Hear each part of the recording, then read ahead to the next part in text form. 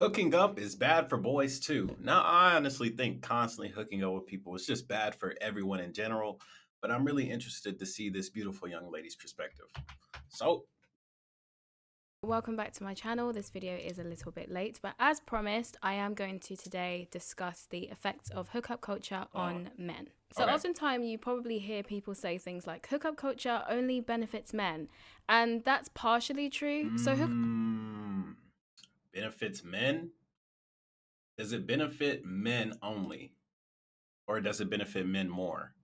Mm, yeah, I would think so. Like when it comes down to stereotypes and stigmas, like a girl with a higher body count is like this S word. I'm not gonna say it, demonetization. And if guys do it, they're like, oh, yeah, they're the hero. But I mean, in real life, we judge guys too. Like if somebody's like, yeah, man, I had with this person, this girl, this girl, this girl. It's like, bro, chill, dog. Like we look at them crazy too. It's not like, oh, you say a high body count, you're the man. It's just not.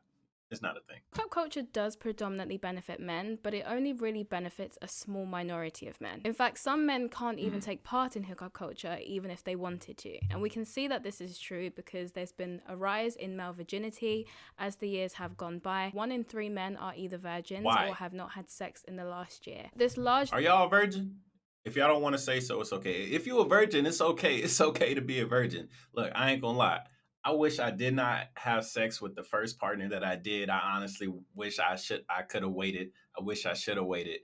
But I had found, the internet and I was like, man, and she was the first one. I was like, all right, and I was like, okay, you know what I'm saying? But later on in life, I was like, man, I wish everybody's like, yeah, I had it with my first crush, or oh yeah, it was when I got married, I did it. It's like, man, I kind of wish I had something romantic to say about my first time getting some, you know what I mean? But it is what it is. number of men who aren't able to find female companionship or female partners is also a big part in why we've seen massive explosions on platforms like OnlyFans, as one of the most popular genres on OnlyFans is known as GFE, What is which that? basically stands for the girlfriend experience. Because what's happening is men are basically Oh, paying OnlyFans models to act as a substitute for a girlfriend. so they do this in Japan. I remember seeing a video on this like 2 years ago.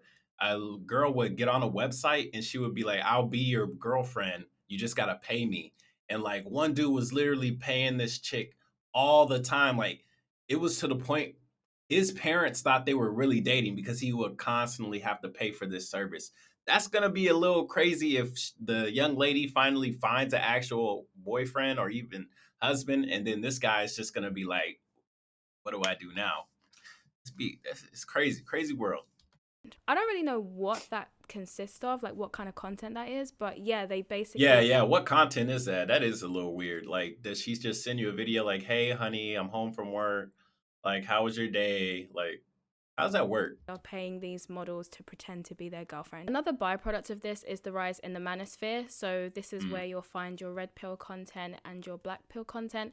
And so I might butcher the explanations of these two sides, If but you from do, my I'll understanding, explain it. red pill is when you are focus more on self-improvement, so they kind of try and help men improve their like physique and their game and stuff in order to try and attract women. And then the black pill, from my understanding anyways, it seems as though within the black pill they believe that appearance is the most important thing within dating, so they I'm not too sure about I thought the black. So I found out about the red pill. I would consume this content, just be interested in it.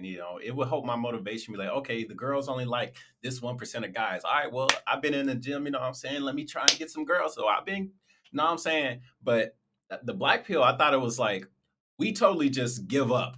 Like we're the black pill. Girls only like this amount of guys.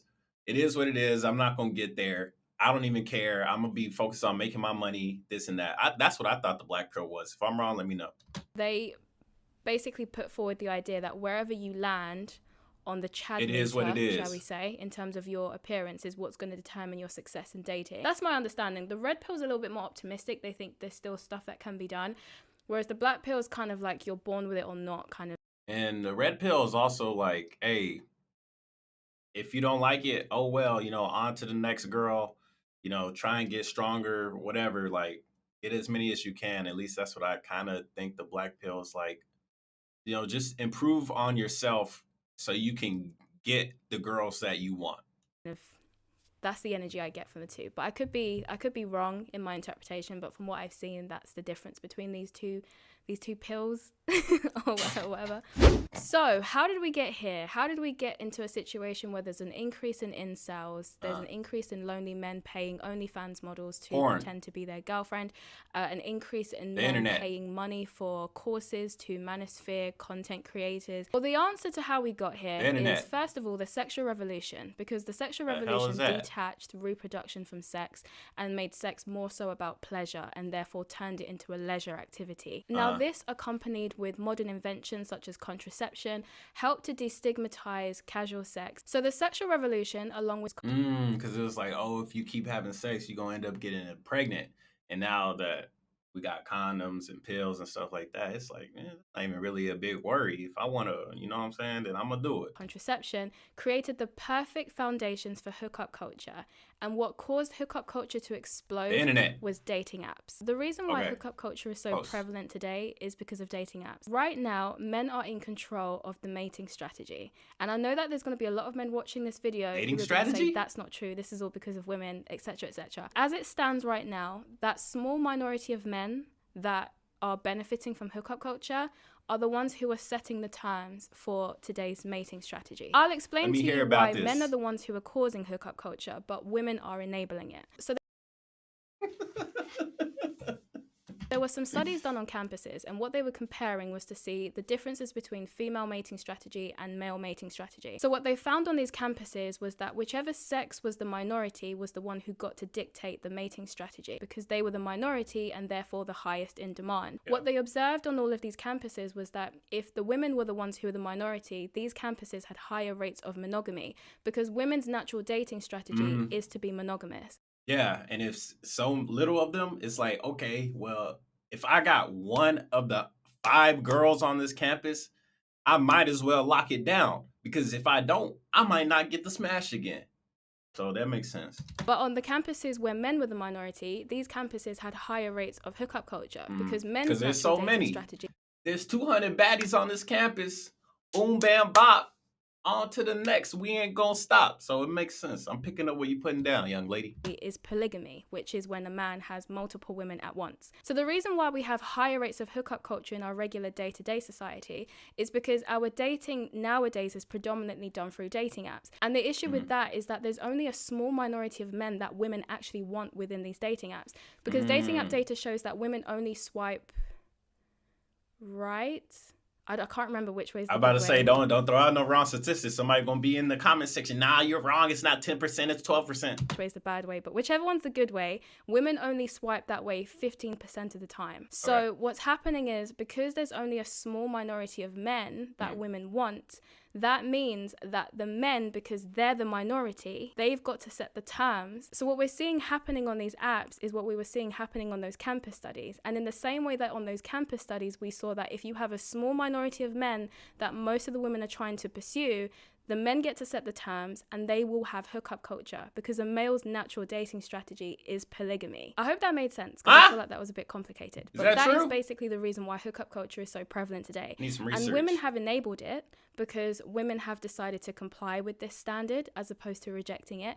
And the reason why women are complying with it is because we were raised under the sexual revolution, which has taught us that sex is nothing more than a leisure activity and casual sex is empowering and freeing, even though most women don't actually truly find it to be that way, because if it was, then we wouldn't have so many bitter women saying that men are trash. So it's the society. Society has started this. It's all society's fault. Brings me to my next point. Because most women are trying to pursue the same small minority of men, and these men are exploring and enjoying themselves by having multiple women at once, they're not really looking to settle down with any of these women, because why would they? They've got all the options. Exactly, as well. 100%. And so what tends to happen is they'll mess around with these girls and just have casual sex with them, but never commit to them. And these women will eventually want more from them, because as much as the feminists have told us that we can have casual sex just like men can and it's nothing to us, the reality is we are biologically different. The reason why women tend to develop feelings first during these friends with benefit situations is because when women sleep with men, we release a hormone called oxytocin. And this oxytocin is known as a bonding hormone. It causes us to form attachments and bonds with the person that we're sleeping with.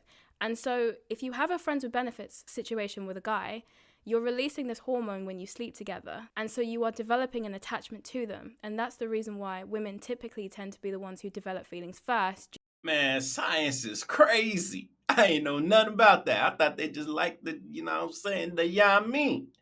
It turns out it's all genetic or scientific or something. During these situationships. And this is usually why a lot of these situationships end, is because the woman wants more, but the guy doesn't. Because men don't release oxytocin when they're sleeping with you. What we do? Like, men have oxytocin too, but they don't release it in the same way that women do. How we do it? This is why it's a lot easier for guys to have casual sex and to sleep with loads of people and never develop feelings or get attached or anything like that. Whereas it's not the same for women because our biology is not the same. Fellas, do y'all be getting attached to females? I do sometimes. I ain't gonna lie. Sometimes, I like a shorty. I really like her. She like me. And then things don't go right. I reach out. I apologize. I'm sorry I did what I did.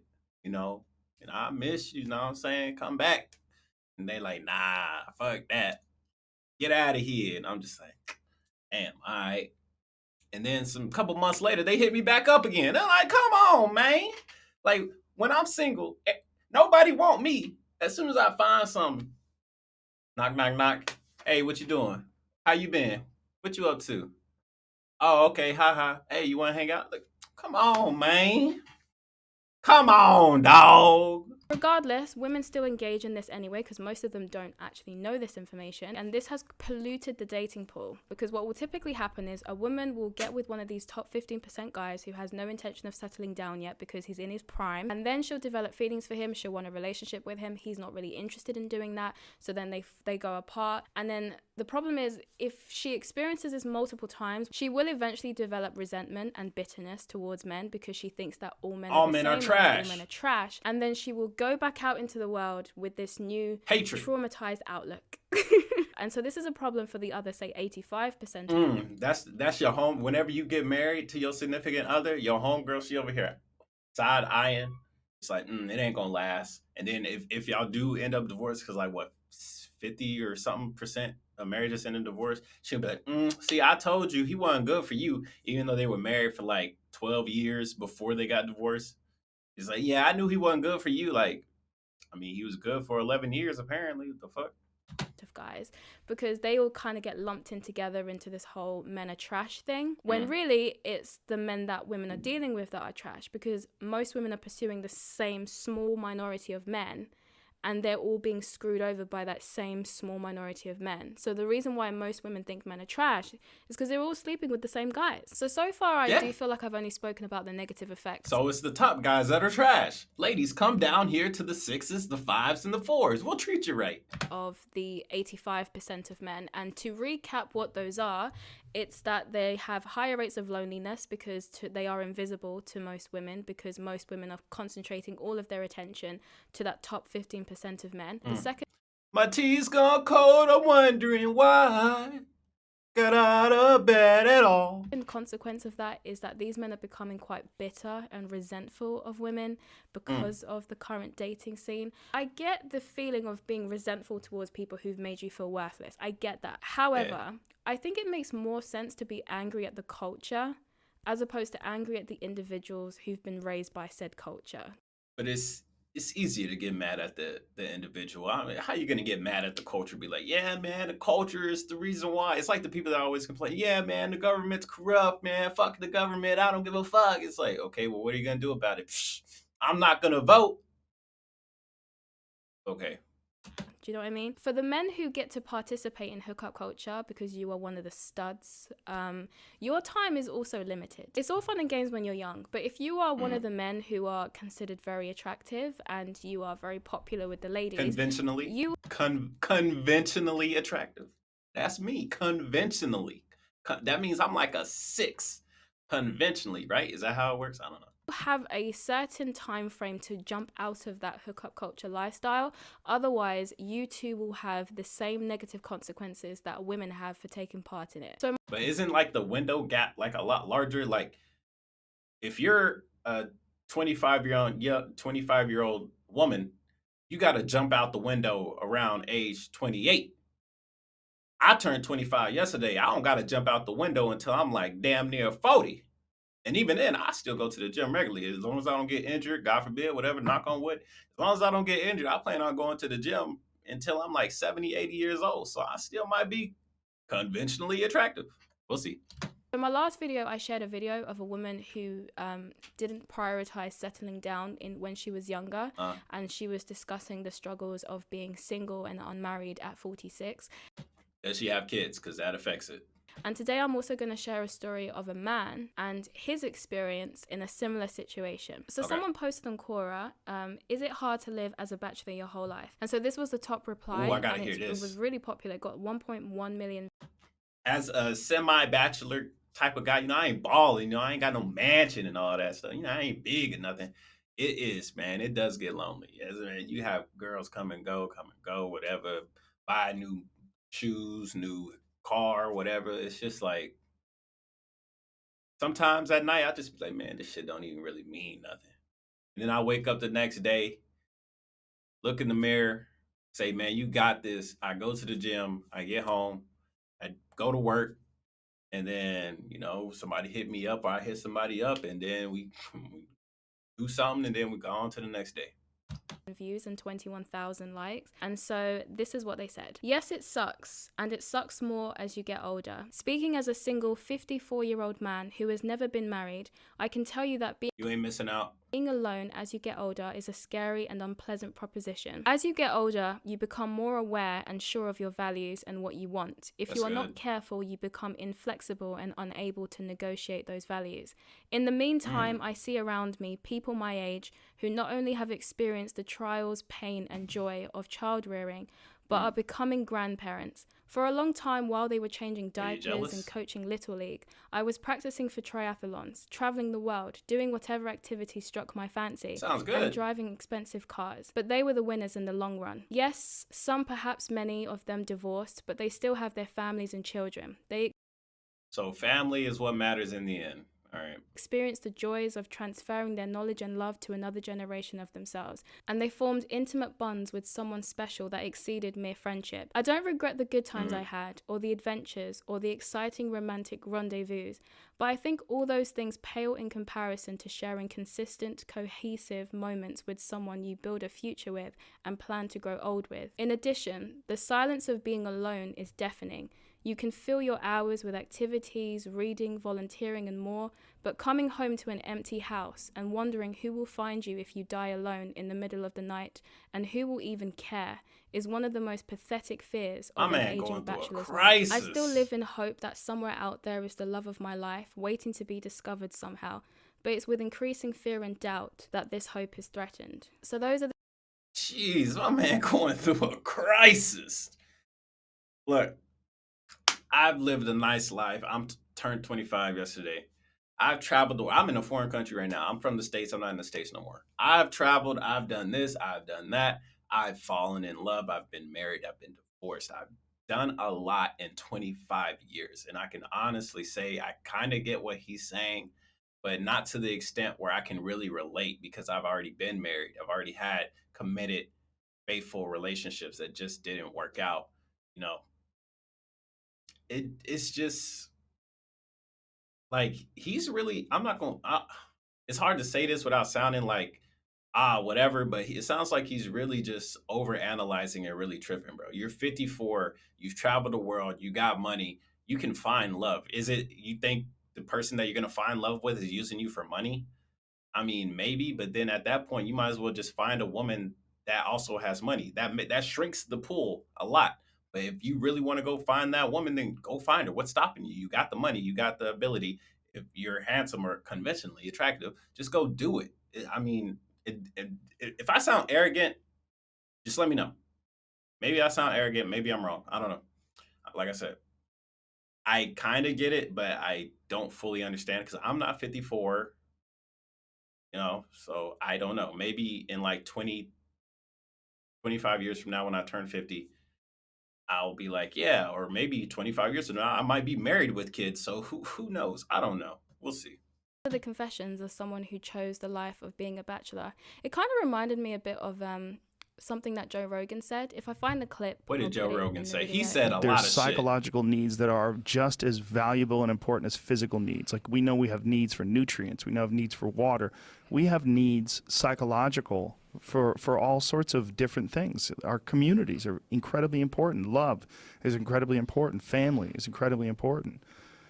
I know some people that are older men that have been bachelors their whole lives and they're childless, and now they don't have a deep connection with anybody, and they get to Mm. this very weird, strange place where they're like, "Is this it? Now I'm 70 years old." That reminds me. Um, because I've had friends that are married now. I have friends that have kids, and I have battle buddies that got married and they have kids, and it's like, yeah, it's cool. I see it on Facebook whenever I get on. I don't really get on Facebook that much, but when I get on and I see the status, like, oh, we just got a new house. Oh, we got a dog. Oh, this and that. It's like that's dope and all, but then I remember everyone always broadcasts the good parts. What are the bad parts of this relationship? What are the bad parts to having a kid? You know, I try and take the full perspective, not just everything I'm shown on Instagram or Facebook. All that stuff could be a lie. They could have had a terrible day, were about to kill themselves, and then their significant other came home with donuts, and now they're happy. And it's like, oh man, I still got my beautiful wife. Like it's there's a balance, and what they show on the internet is not even 100%. So I kind of get it, but at the same time, since I'm so skeptical, I just don't even really care. And I've never really had children, and I don't know what to do. And this is my life now. And Midlife crisis, they've all their friends have had families now, and their families, a lot of jealousy, times the kids are grown up, and it jealousy. becomes very, very strange. The ultimate final destination of hookup culture, for those who aren't able to get out of it quick enough, is loneliness. In that time that you're spending having casual, meaningless hookups or casual, meaningless situationships, that is time that you are taking away from finding someone you can actually have a meaningful relationship with and potentially have a family with, if that's something that you want for yourself. The issue is that there are people who do want that, who would like to have that, but they don't can't. prioritize it. Oh, And they okay. kind of leave it too late. But the problem is, are your options still going to be No. as vast? Are they going to be the same? No. The same girls that want me now that I'm 25 aren't going to want me when I'm 70. But a different type of woman might want me when I'm 70, but I might not want that type of woman. So yeah, I mean perspectives. But even if I did get married, say the same women like me when I'm 25, by the time we both turn 70, is she still gonna like me even though I'm 70? That's a whole separate amount of doubt. Is it possible to just live happily ever after and die together? Sure, yeah, 100% believe it. But is it for you? Is it for me? I don't know. Fast as they are when you are at your prime. That's something to consider, because the worst thing that seems to keep happening to people is that they end up dying alone by default. But that's really all there is to say on that. Is that a real big bad thing to die alone? Is that something? I get it. People are scared to die alone, but does that affect your life? It's like, oh, I need to go find somebody or I'll die alone. Some people like being alone. I don't get it. Some people take their lives early. Like I don't understand the whole I'm scared to die alone. I don't know. Are you scared to die alone? I wanted to just talk about the negative effects on hookup culture on men too, because I don't think that the negative effects on hookup culture are limited to women. And I did No, think it'd yeah, also be 100%. interesting just to understand how hookup culture became so prevalent and so prominent within our society. And I Internet. do think that dating apps have played a massive, massive role. Internet in general has played a massive role. Dating apps is just a part of it. The internet, like pornography, like the internet, yeah, the internet, big thing. Like it used to be, you fell in love and got married to people that you knew in your hometown. Now with the internet, you could just make a video like I am, and then someone's like, "Oh man, I really like this person," and then they click the link in the description and they check out my Instagram, and then they slide into my DMs, or not even just like that. I'm just saying, like, I was just being funny, but literally they could just like click the link down below and like find this person's social media, message them, and then they can form a bond. Or you get on Discord, you join a random Discord, you find a bond with somebody there. You know what I'm saying? Like it's the internet in general, and it's a whole bunch of stuff, man. It's not just one thing. In getting us to where we are, of course, assisted with feminism and the sexual revolution. So yeah, dismantling hookup culture completely would be very complicated I don't think you because can you'd have to even do that. completely reshape culture. You'd have to completely reshape society. You'd have to make it more common for people to meet in real life again, as opposed to dating apps. You'd also have to have all the women come to an agreement that they're no longer going to sleep with men they're not in a relationship with. And I don't know how realistic that is. So, yeah, I have no idea whether or not hookup culture can be dismantled or not. Because, like I said, all of the propaganda around the sexual revolution has gotten a lot of people thinking that casual sex is empowering. So you'd have to be completely going against what people have been learning since they were basically kids. So I don't know how optimistic I am about people going back to more meaningful, deeper connections with each other. I would like it, you know. I love love, and I think that everyone should have the opportunity to have a deeper, meaningful relationship. You are an extremely nice and pleasant person, at least from this video, anyways. I personally don't care if people are in love or if they're not. But you having that type of, is that even empathy, right? See others in your shoes. I guess that makes you a great person. With someone, If you die alone, hey man, you got me. I'll be there. As long as you don't take your own life, I'll be there. because I see If you want to talk, send a message. all the cute old couples holding hands, and it's just like, I don't know if my generation's gonna have many of that. It's quite depressing, honestly. But yeah, but this is the video on the effects of hookup culture on men. I hope you've enjoyed it. It was a great video. It was dope. Hit a like button. That was dope.